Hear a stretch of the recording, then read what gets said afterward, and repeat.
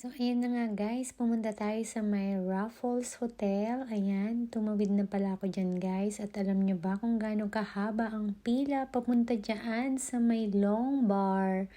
Ayan guys, so patawid na ako nung time na yan at aakyat na tayo sa may second floor ng Raffles Hotel kasi pupunta tayo sa may long bar na napaka-historical nung place na to guys. Dito, isa sa nakilala ang tinatawag nilang Singapore Sling. Dito lamang siya sa Raffles Hotel. So, ayan guys, may pila dyan. Buti na lang, yung kaibigan ko naka-work ko, dito siya dati nagtatrabaho. Tingnan nyo naman kung gaano kadami ang pila. Ayan yung Singapore Sling guys, nakilala dito sa Raffles Hotel.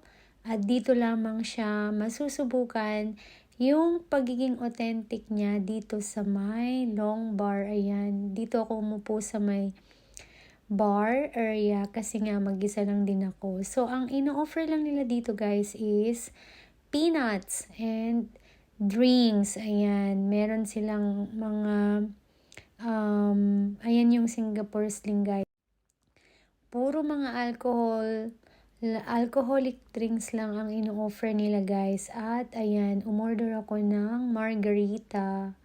And of course, dito ako tumabi kaya ayan, nag-video muna tayo. Ayan, tingnan nyo guys, yan yung sa floor nila. As in, punong-puno yan ng pinagbalatan ng mani. Ayan, yan yung margarita. So, nag-video lang ako ng mga orders. Ayan. Ayan si kuya, nagkikipagchikahan ako sa kanya. Tapos hanggang sa sinabi ko na mag-order ako ng Singapore Sling, sinabihan niya ako na daw ang gagawa. Ayan. Medyo kinabahan ako kasi hindi ko alam. Tapos, pwede naman pala yun na kapag gusto mo, ikaw yung gagawa ng Singapore Sling mo. So, ayan guys, panoorin nyo ang part